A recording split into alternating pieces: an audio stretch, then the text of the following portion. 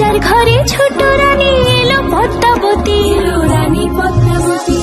রাজার আরো 6টি রানী, ছিল না সন্তান, পদ্মাবতীর কোলালোতে মিলল সমাধান। বছর যেতে জন্ম নিল 7 ছেলে 1 মেয়ে, হয় খুশির আকাশ হঠাৎ কালো মেঘে গেল ছেয়ে।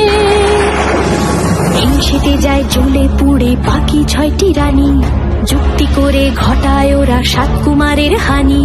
সুযোগ মতো 7 ছেলেকে মাটিতে দেয় পুঁতে, বাঁচে একা পারুল, ওরা পায় না তাকে ছুতে। ধাইমা বাজায় সেই মেয়েকে বড় করে তোলে, 7 ভাইকে পায় যে পারুল 7টি চাপা ফুলে। এত কিছুর পরেও রাজার বিপদ যে কাটে না, সূর্য নগরে সুখের সূর্য আর ওঠে না। হিংসা বিবাদ বিচ্ছেদ আর প্রেমের কাহিনীতে পারুল বোন কি পারবে 7 ভাই চম্পাকে জাগাতে।